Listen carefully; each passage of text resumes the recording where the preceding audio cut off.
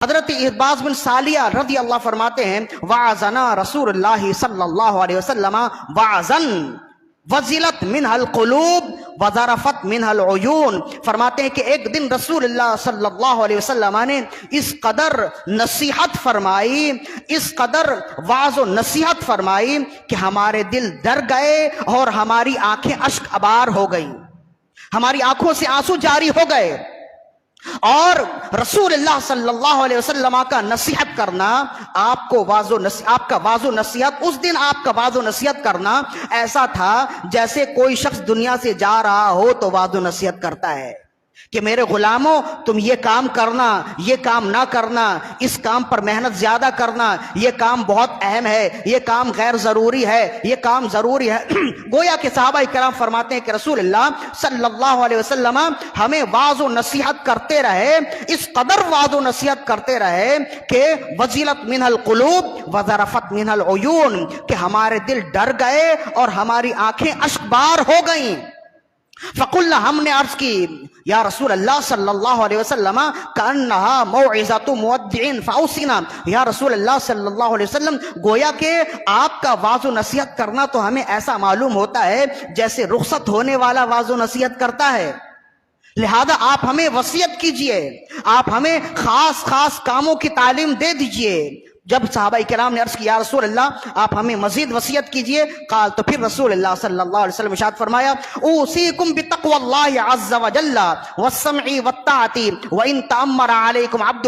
آپ نے فرمایا میں تمہیں وصیت کرتا ہوں دنیا کے کسی کونے میں رہنا، کسی حال میں رہنا، اللہ سے ڈرتے رہنا. اوصیکم بتقوی اللہ عز وجل، میں تمہیں اللہ سے ڈرنے کی وصیت کرتا ہوں، نصیحت کرتا ہوں، تاکید کرتا ہوں کہ تم کہیں بھی رہنا، کسی حال میں بھی رہنا. اوصیکم بتقوی اللہ عز وجل، تم ہمیشہ اللہ کی بندگی کرتے رہنا، اللہ سے ڈرتے رہنا. والسمع والطاعۃ وان تأمر علیکم عبد، اور اطاعت کرتے رہنا، سمجھتے رہنا، سنتے رہنا.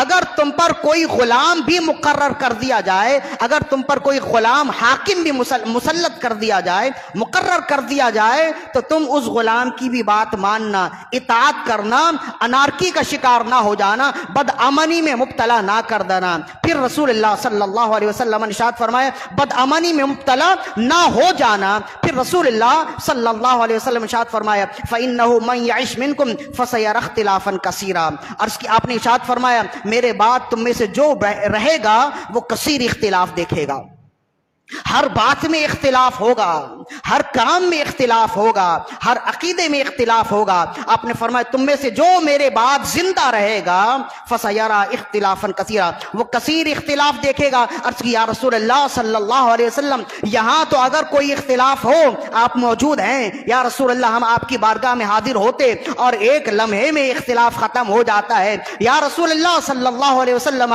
جب آپ اس دنیا سے چلے جائیں گے اور ہمیں کثیر اختلاف گھیر لیں گے تو پھر ہم کیا کریں گے؟ اس وقت رسول اللہ صلی اللہ علیہ وسلم ارشاد فرمایا جب آپ نے فرمایا من یعش منکم فسیرا اختلافا کثیرا، تم میں سے جو اس دنیا میں زندہ رہے گا وہ کثیر اختلاف دیکھے گا. پھر آپ نے فرمایا فعلیکم بسنتی وسنت الخلفاء الراشدین المہدیین عضوا علیہا بالنواجذ. اس اختلاف سے وہی بچ سکے گا جو میری سنت کو مضبوطی سے تھامے رکھے گا. فرمایا علیکم بسنتی وسنت الخلفاء الراشدین المہدیین، فرمایا کہ تم پر لازم ہے تم میری سنت کو مضبوطی سے تھامے رکھنا اور میرے خلفاء راشدین کی سنتوں کو تھامے رکھنا. عضوا علیہا بالنواجذ، ان سنتوں کو ایسے مضبوطی سے تھامے رکھنا کہ اپنے داڑھ کے نیچے دبائے رکھنا. نواجذ جو ہے نا یہ پیچھے کے دانتوں کو کہتے ہیں، جس سے کوئی چیز مضبوطی سے پکڑی جاتی ہے اس کو نواجذ کہتے ہیں. سامنے اور دائیں اوپر نیچے کے جو دانت ہوتے ہیں اس کے بھی عربی میں نام ہوتے ہیں، سنایا ہے، رباعیہ ہے، دواحق ہے، تواحین ہے، نواجس ہے.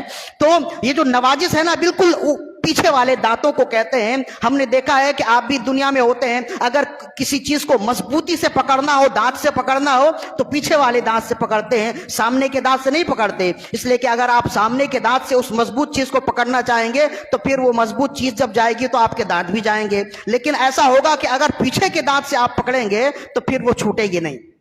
تو اسی وجہ سے رسول اللہ صلی اللہ علیہ وسلم ارشاد فرمایا کہ اختلاف کے زمانے میں امن سے وہی رہے گا، کامیاب وہی رہے گا، اور حق پر وہی شخص ہوگا جو میری سنت کو مضبوطی سے تھامے رکھے گا۔